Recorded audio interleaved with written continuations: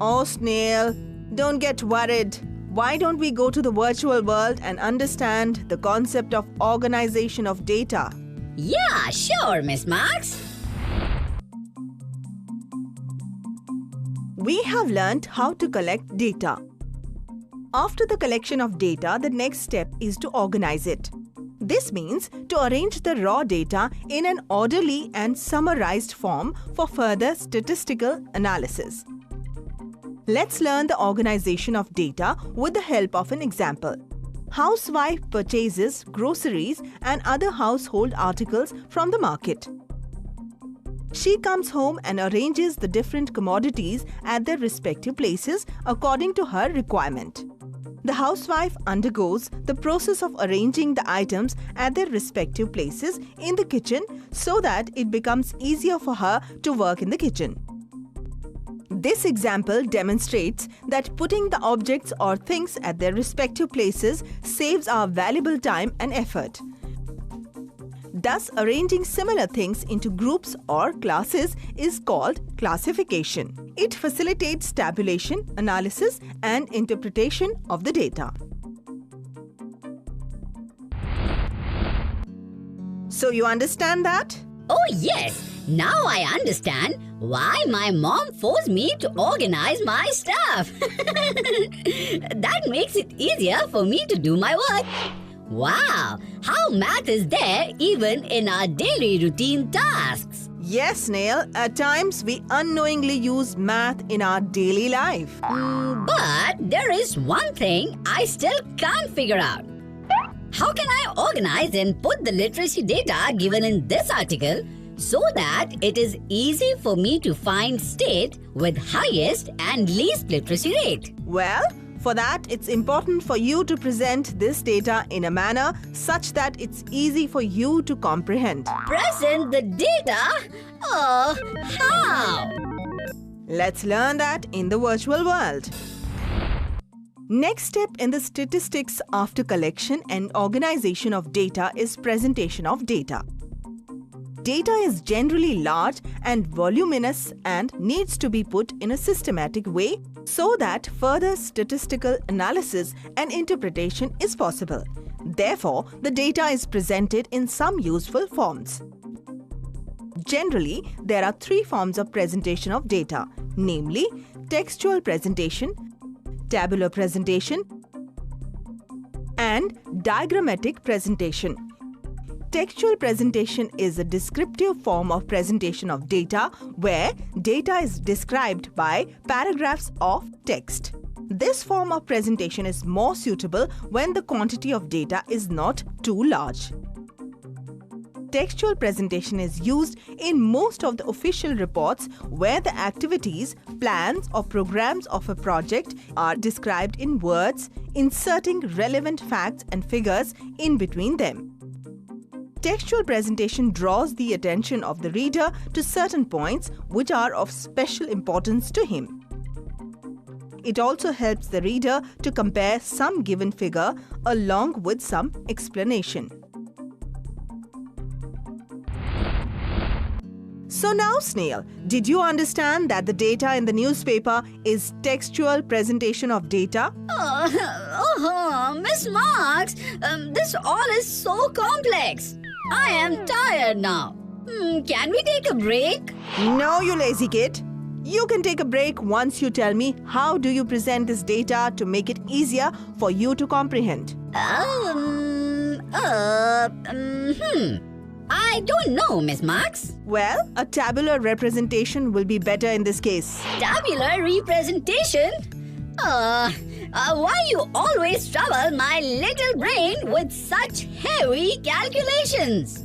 I need to know how do we do it. Stop overreacting. It's just a little bit of math.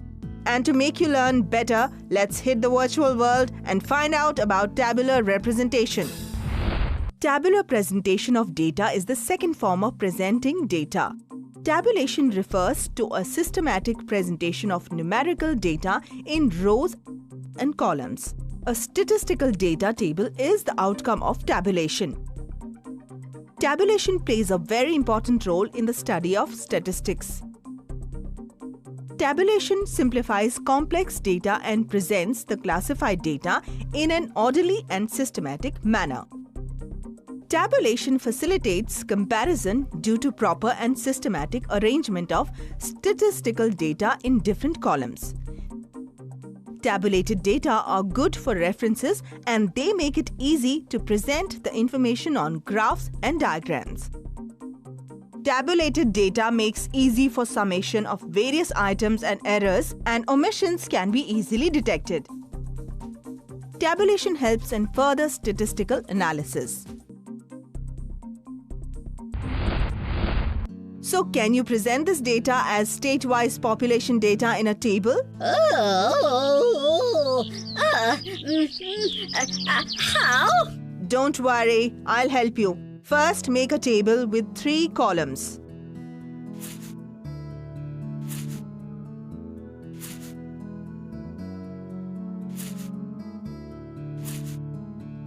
Done. Now write down the name of the city in one column, its state in other column, and number of literates in third column.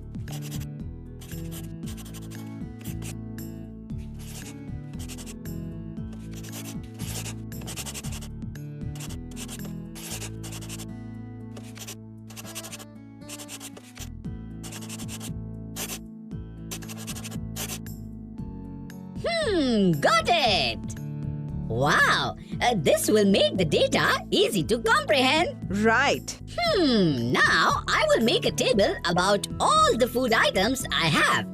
That way, I will easily know what options I have to eat and in what amount.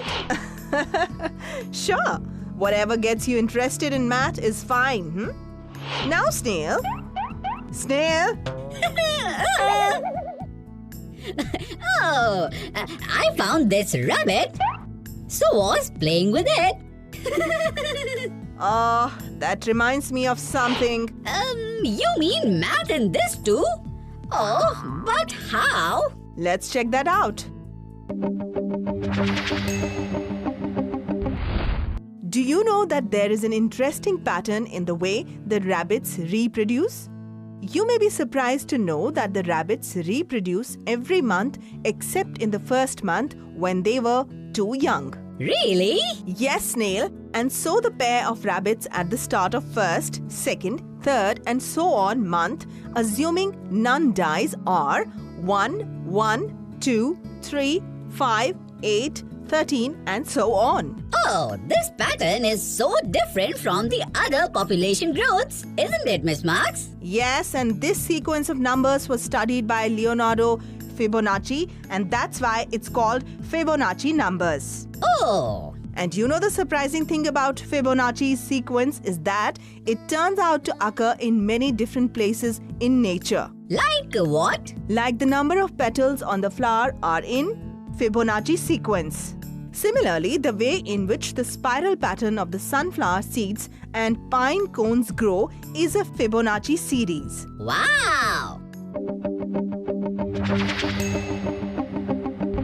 Okay friends, now time for all of us to go down the memory lane and do a quick memory jog of all that we have learned today about the organization and representation of data. So, keep your brains at red alert and focus. Organization of data is the next thing after collection. It's the first step of data analysis. Organized data facilitates tabulation and analysis of data. There are 3 forms of presentation of data: textual, tabular, and diagrammatic. In textual representation, data is prescribed in the form of text, mainly used as reports in office. In tabular form, data is represented systematically in the form of rows and columns. Tabular data is easy to comprehend and analyze. So hope you all have found today's session interesting and applicable in your daily life. Oh yes, Miss Marks. It is so practical. Look at this. The tabular representation of all the food I have. If Snail could ever change, this room would be heaven, huh? Anyways, it's time for me to go now. So, that's all on Math for Juniors for today. But you continue your fun with numbers and I will see you again very soon. Goodbye. Oh, bye-bye, friends. Have fun.